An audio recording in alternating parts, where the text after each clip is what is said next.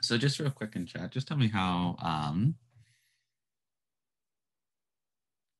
just tell me how, have you guys done this before? Done a system of equation with two variables? Just give me a yay or nay, or give me a comfort level. Give me a comfort level. Even if you've done it like 50 times, give it like a comfort level of 1 out of 5, right?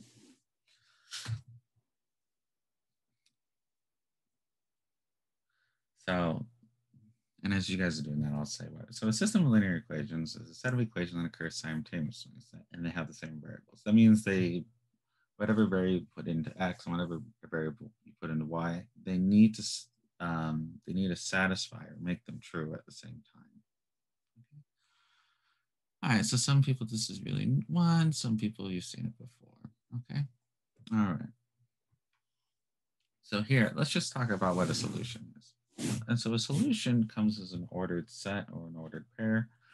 We say an ordered set because soon we're going to go to 3, and so it's no longer a pair. And you know what? I'm sitting there driving. I'm driving blind. Let's not. Let's not today.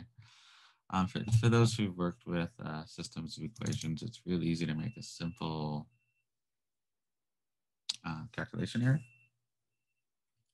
Mess this up. So here, I'm going to always label my equations 1 and equation 2. And so here in equation 1, I'm going to input -2, 3. So this is my x and this is my y, as you suspect it would be, right? So here we'll take 3 minus 2 plus 3. So here I plug in -2 in for the x, 3 in for the y, and I want to know, does that equal -3? So if we're in math, if you don't know if something's equal, you can put a little question mark over it, and then you just crunch it through. So -6 plus 3, does that equal -3? And that answer is yes. Here we can do equation 2. And once again, we'll just plug in -2, plug in here, x will be the -2, and then we'll have 2, and then we'll plug in the 3. And that gives us, does that give us 10? Well, -2 times -2 is +4, plus 6 is equal to 10. And yep, that checks out. So that's what it means to be a solution. A solution has to not only satisfy this equation, aka make it true, it also has to satisfy this equation at the same time, so simultaneously. So substitution method. So this is probably the first method you learned, is you solve one of the equations for a given variable. So you pick a variable and solve it for equation. You substitute that into another. So say if I solve, and then you use that value to get the other value. Back substitution is what it's called. So let me show you how to do this. So we'll start here. So here I'm going to solve equation 1 for y. Why? Because it's a single variable. So all I have to do is just say y equals to 1 minus 2x. So I've taken this equation and solved for y.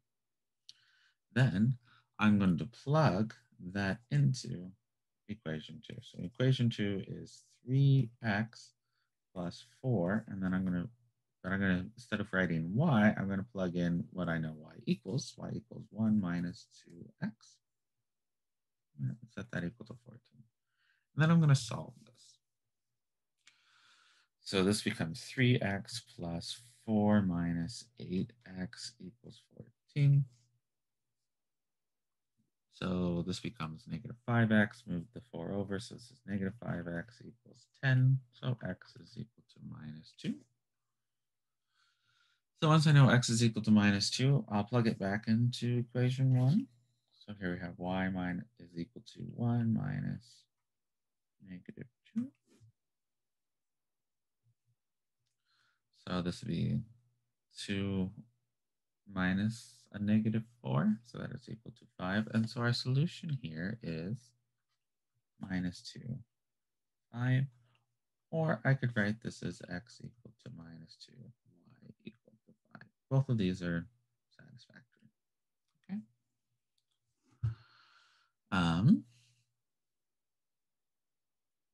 So let's do another one. So once again here, we'll label this equation 1, equation 2. And most of the time you use substitution method as long as there's like a single variable hanging out. And so here we have it again as y.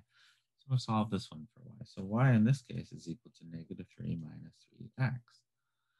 plug that into 2, so minus 2x plus 2. I'm going to plug that in, so it'll be minus 3 minus 3x equal to 10. So we solved this one for y, I plugged it into the other one.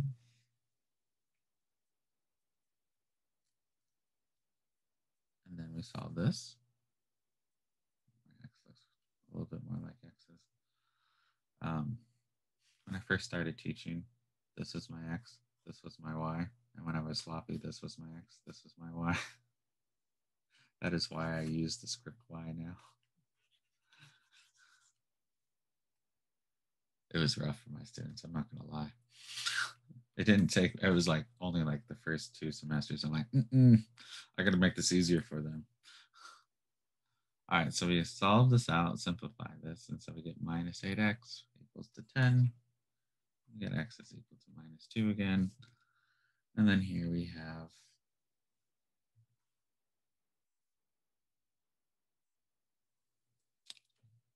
I was like, that looks super familiar. I was like, where did you grab that from? Why? It's the first problem we did. Hold on. Yes, that is equal to 3. So we have the answer negative 2. And if you notice, this problem was this problem. Okay. All right. It's good to check your solutions when you get to that point. But just for the sake of time, I won't be checking them all today. I might check 1 or 2, just real quick. Okay. Actually, as you guys write it down, I'll check the solution. So let's check the solution. We already checked this one up above, right? That's exactly what we did. This solution check is here. This is how you check a solution. Just plug it in. Okay. I guess if I already checked one, I'll check one on the next page. Let's go here. All right, so let's talk about elimination method. So if needed, we multiply one equation by so that one variable has the opposite of the same variable in the other equation. So basically, you're going to do some basically you're trying to make one, if one's like 2, you make the other one negative 2 as the coefficient, right? If the one's 5, make the other one negative 5 as the coefficient. That way, when you add them up, it eliminates one variable. Add the equation to eliminate one variable, and then solve it, and then use what we got as back substitution. Now, I kind of want to, I'm going to do a little tangent in the middle real quick, right? I'm gonna start this. I'm gonna do a little bit of a tangent. Do not write down the tangent. You just won't have space, but I kind of want to explain something why this works. All right, so here I'm gonna keep equation 1, and I'm gonna do 2 times equation 2. So I'm gonna write that down. So we have 3x plus 2y equals 14 plus x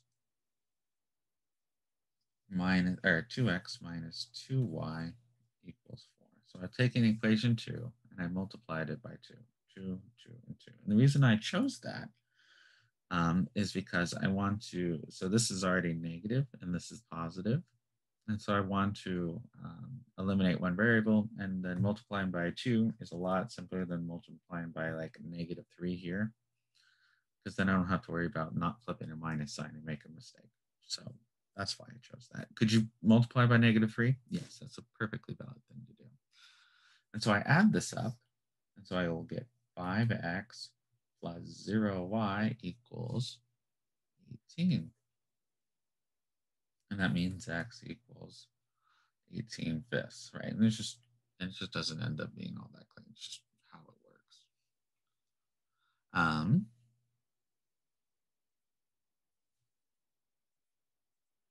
So let me do a tangent now, because I think it's the best time to do a tangent. So why does this work? Why can't I just add equations? Why does that make any sense whatsoever? And the answer is, if I took 3x plus 2y equals 14, can I add 2 to both sides? And the answer is yeah, of course I can add 2 to both sides. That's perfectly valid. But here I know that 2 equals x minus y. So here, instead of that, I'm adding, oops, I'm on the wrong way here. Oh, I gotta go back further, sorry. I gotta go back further, if not, I will not be able to erase that. And so here we'll have y, because here if I have 3x minus 2y equals to 14, can I add 2 to both sides? And the answer is yes, right? Can I add 2 times 2 to both sides? Of course, the answer is yes. But I also know that 2 is equal to x minus y. So I'm just replacing this with x minus y. And if I add that up, I'm going to get this. And so why can we add equations? Well, because technically I'm adding equal things to both sides. I'm adding a 4 over here, and then instead of 4 over here, I'm adding 2 times 2, but in this case, 2 is really represented by x minus y. And so that's why this is allowed. And the reason I need to cover it now is because when we go to 3 equations, and then by extension, n equations, so any number of equations, it's best to understand why I'm allowed to do this, right? I know, I'm teaching engineers and they don't really care why all the time. It just says it allowed. Yep, that's all I need to know. No further explanation needed, right? Probably why I ended up in math is like, but why can you do that? I want to know why. Anyways, so that's why that we do such things. I think it's useful to know why, or why it's allowed, so that way if you can deviate and kind of invent your own things to do. So here I'm just plugging this into equation 2. I just chose equation 2.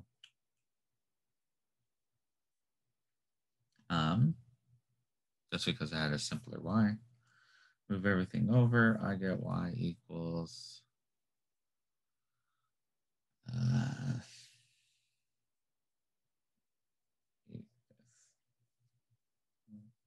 okay. I'm skipping a few steps here. I assume you can solve this with a fraction. The easy way to see, you just move this over, so I have negative y equals that, and then you flip it, and then so you'll get minus 10, you get minus 10 fifths plus 18 fifths, and then that gives you 8 fifths. And you can check this real easy here. 18 fifths minus 8 fifths is 10 fifths, which is 2. Okay, so here we have 18 fifths, 8 fifths. And so don't be surprised if you get fractions. I'm going to try to write most things that won't get fractions, but when you do your homework, you're going to see fractions. So I figured it's best to give you a couple that did fractions. All right, let's go ahead and do C. I'll go a little bit out of order. So for C, what I'm going to do here is I'm going to multiply negative 4 times, equation 1. Now, and the reason I'm doing that is because 2 and 3 don't really cleanly get somewhere. I don't want to multiply by a fraction. You can multiply both, but I don't want to do that. So I'm going to just multiply negative 4 to the clean y to get rid of this y. And usually I select what I do. So if I multiply by negative 4, I need to actually do that. X minus 4y equals negative 4. I usually select what I do, just whatever makes the easiest algebra. There's no real good, there's no other rhyme or reason for what I picked. Just like, it makes the algebra easy in my head. All right, so negative 14. If I add these up, I'll get negative 5x, 0 by design, and this will be 10. So that means x equals minus 2. At this point, I can plug it into either equation. I'm going to choose equation 1. Last time I chose equation 2, this time I'm choosing equation 1. You can, if you're doing elimination method, if you add them up and get an answer, you can plug this answer into either. And I'm going to plug it into 1 for the obvious reason it's a simpler one to solve for y. So I have 2 times negative 2 plus y equals 1. That means y equals 5. And we have negative 2. Yes. Okay. And notice this one looks familiar, right? This one should look familiar because I'm pretty sure it's this one, right? So you can solve it one way or you can solve it another. Okay. So you can choose which method. Some methods will be better.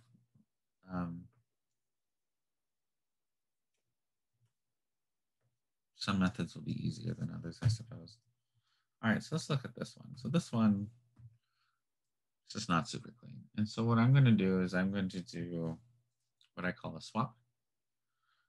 And so here I'm going to multiply by negative of this coefficient to 1, and then this by this coefficient to 2. And what I mean by that, so negative of this coefficient will be minus 2 times equation 1, and then 3 times equation 2.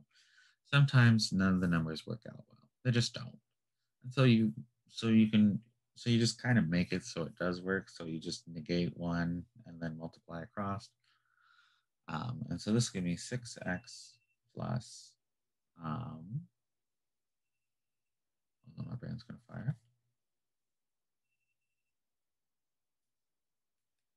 Let me do it this way. I lied. I'm going to switch on you. Just so it matches what I did before.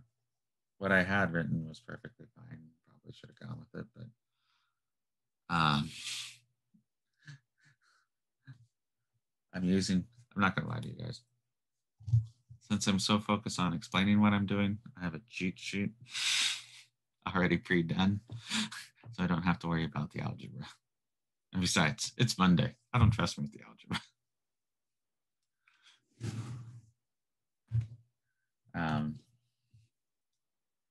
And that's always a wise thing to do if you're teaching math.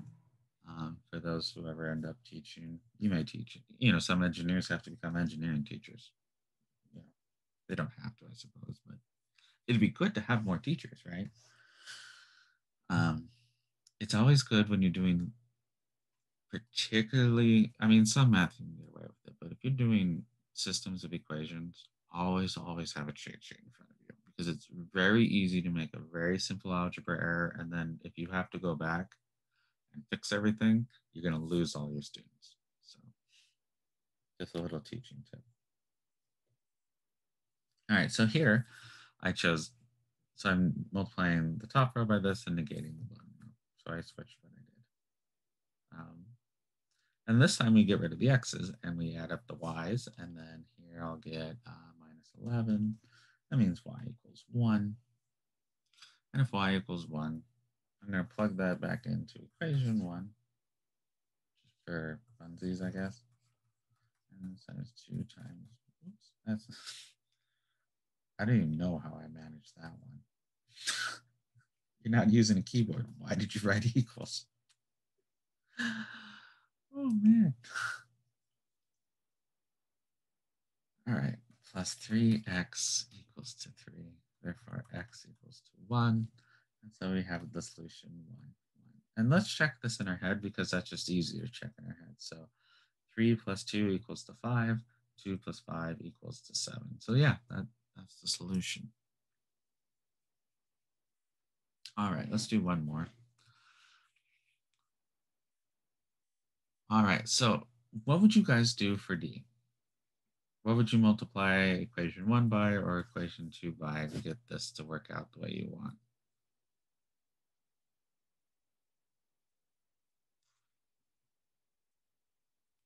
Multiply equation 1 by negative 2. Okay. And we're going to do that because I do not have that in front of me, but that's what we're going to do. I will show you the alternative once we're done doing this. So I'm going to have to pay attention for 1 second. So here we'll have 3x. I'm already not paying attention. Negative 6x minus 2y equals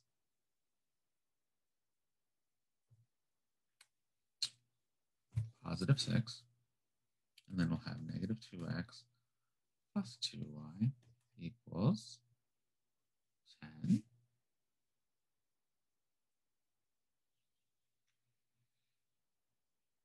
All right, so we'll add this up. So I'll have negative 8x equals 16. That means x equals minus 2. I'm going to take that negative 2 and just plug it into 1, I suppose. So 3 of negative 2 plus y equals minus 3. That means y equals 3. And so we have minus 2, 3. Okay. Yeah, that works great. That works 100% great.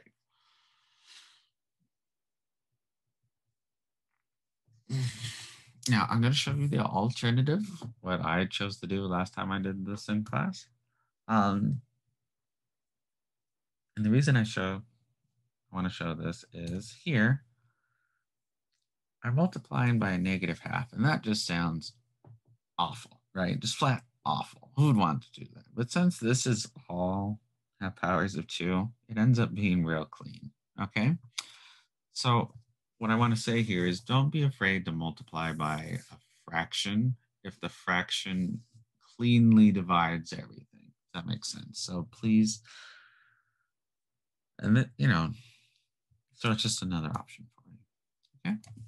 All right. So let's get to the next page. Let's get to the next page. Hello. Does it work today? Oh. All right. So let me show you a couple things. So a graphical method is you just graph all the lines, you find the intersection of lines, and then you're going to find that the number is a solution for linear systems. They'll either have exactly one solution, no solution, or infinitely many solutions. And if they're all linear, which we're only doing linear systems in this class. In fact, most things that are non-linear, we make them linear through magical means and then solve them. Non-linear systems are really can get hairy to solve. Let's just put it that way. So graphical methods. So remember what these represent. All these represent lines, lines, lines, lines. All these are lines. All right. So here we have, if we have exactly one solution, so this will be our equation 1, this will be equation 2. Here's our solution right here in the middle. But it is possible that these two lines are parallel, right? And in that case, there's no solution. Or it is possible these are just the same line twice. So this is equation 1 and equation 2. And that way you have infinitely many solutions. Okay. And so let me show you that by using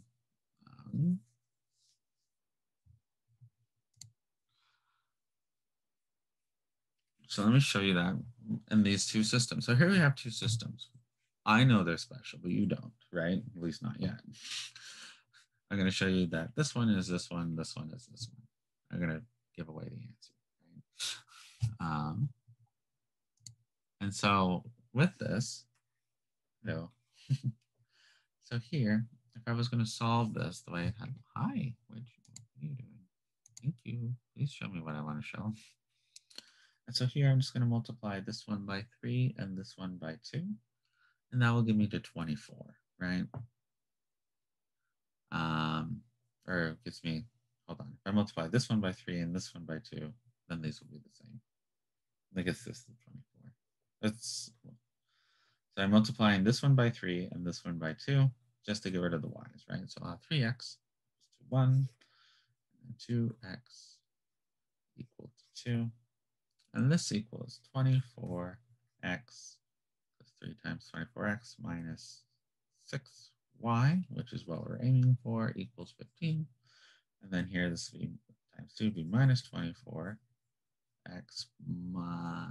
plus 6y equals to 14. If I add this up, I get 0, 0 equals to 29.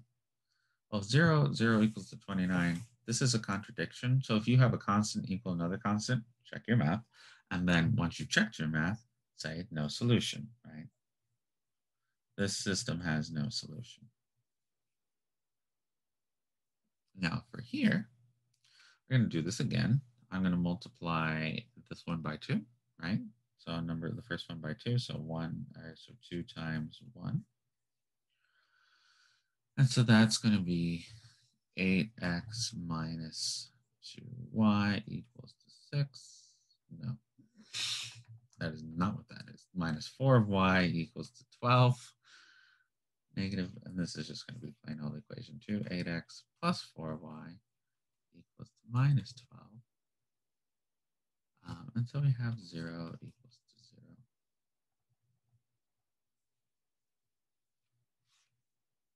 Right? And so if you do this and you get 0 equals to 0, this is always true. And so in this case, you have infinitely many solutions. So infinitely many.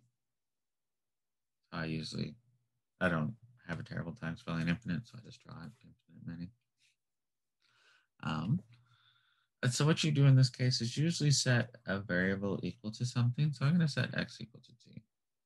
If x is equal to t, I'm going to let y, so we just plug that into y, and so we have 4t equals minus 2y equals 6. You solve for y, and you're going to get y is equal to minus 3 plus 2t. And so the way you write a solution, and this is important because this is what you have to do in Wolfram, not Wolfram Alpha, but in WebAssign, is you write it this way, okay? Make that look a little bit more like a plus. When I first started teaching, this was t, this was plus. Notice here, all my t's are now the script t with the little curve on the bottom. So, just history of me teaching. Totally useless information for you. So this is t minus t comma 3 plus 2t. And so any solution, so here if I said t equal to 0, so 0, negative 3 is a solution to this, right? And so let's test that. So 0, so negative 3, so this becomes positive 6, and negative 3 times 4 is 12. Let's do 1 and then, so this if this is 1, then this is negative 1, right? So here we'll have 4 plus 2 is 6, and then we'll have negative 8 minus 4, which is negative 12. So that's another solution. So anything you choose for t is a solution. So we have infinitely many here. Yeah, I'm going to spend 2 seconds. I want to spend 2 seconds. I'm going to graph. No, do not show that. Yes, mouse. Thank you. Let me show you what it actually is if we type these in. So here, if I have 8x minus 2y equals 5, and then here we have minus 12x plus 3y equals to 7. Notice here, these are parallel, and so I have no solution. Here, let's type in this next one here. We'll have 4x minus 2y equals 6, and then we'll do this one as minus 8x plus 4y equal to minus 12. All right, so notice here, these are the same line. And so anything along this line is a solution. It doesn't mean everything's a solution, but anything along the line is a solution. And then we'll just do, let's do one of the old ones real quick. Let's do, oh, hey, let's do this one. That one's fine. Wahoo. Hello, can I have back my Desmos? I lied, let's not do that one. Let's do this one, because this one will be a lot easier for me to type in and read. So we're gonna do 3x plus 2y equals to 5 represents that line, and then we have 2x plus 5y equals to 7, and then we have this line. So we have 2 lines here, and notice, hello, ta-da. Hey, we have 2 lines here, and notice the intersection here, this intersection point is 1, 1, and that's our solution to this. And so graphically, you could just graph these and get the right solutions. So that's just a method you can use. Now, why do we care? Here. So we use this to solve problems. And so you're going to use linear things to solve problems. And so let's use this to solve this problem. because everyone loves word problems. When you hear word problems, everyone screams and dances for joy.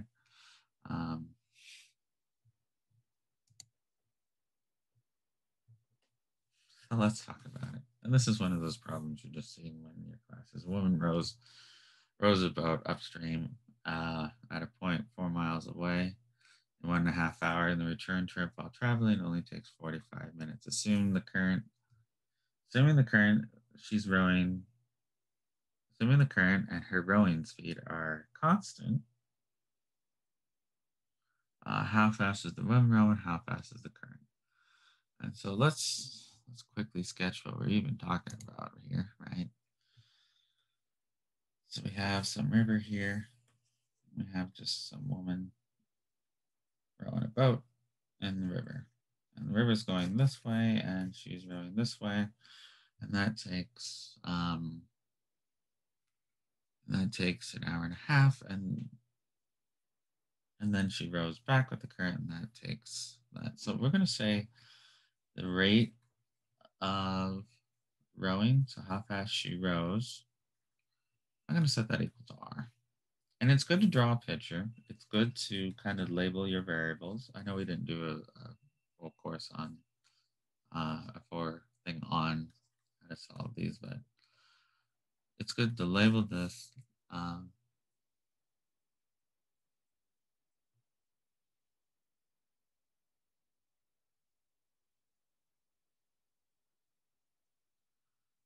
Okay, and so here we have the rate of our rowing. Then we have the rate of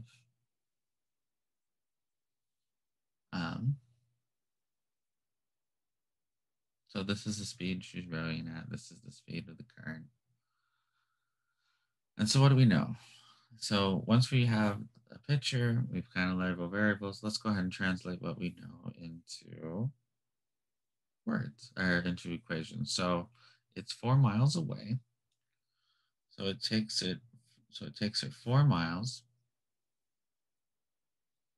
and she achieves that in 90 minutes. And it's time the rate. So remember, rate or speed will be distance divided by time. So here we're going to have time. We're going to multiply it by the rates, distance by time, and that's going to give us distance. Okay. So her rowing minus the current, right? So she's rowing against the current. And then here, when she's rowing with the current, so her rowing plus the current is equal to 4 miles as well. But that only took 45 minutes. Now, so what have I established here? In 90 minutes, or an hour and a half, her rowing minus, so whatever speed she's rowing at, minus whatever the speed the current is. That's her actual rate of heading up the river, 4 miles. That takes 90 minutes. When she's rowing with the current, so it'd be her rate plus the current as she's going down. That only took 45 minutes. Now, how do we translate this into this? Well, we just move this. This implies we just divide out. So we get R minus C equals 4/90ths, and R plus C equals 4/45ths. So we just add this up, right?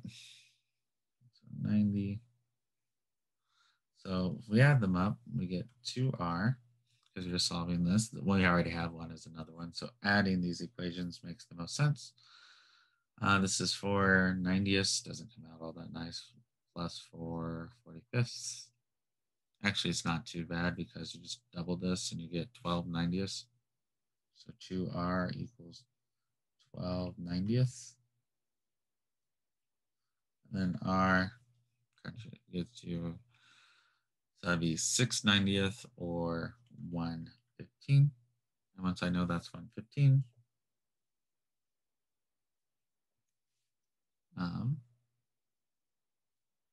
actually, let me write that as 6/90ths, which is also equal to 1/15. Right?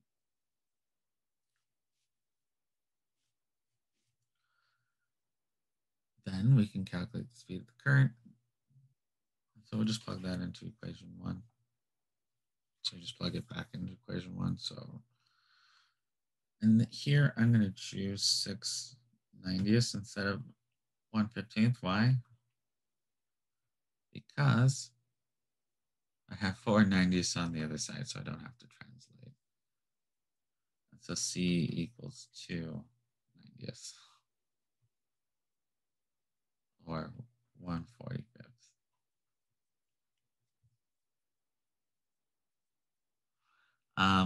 This is in miles per minute. Miles per minute. You could translate it to miles per hour, right? Which would make a lot better sense, but just for the sake of time, let's just leave it here. Okay. So, oh, it's always good to write it out. So the speed of rowing. So the speed of rowing is 1 mile per 15 minutes. And the speed of the current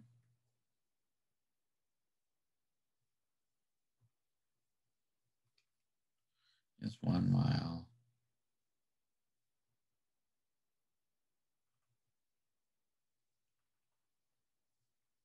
per 45 minutes. And you could swap that to miles per hour, but for just sake of time.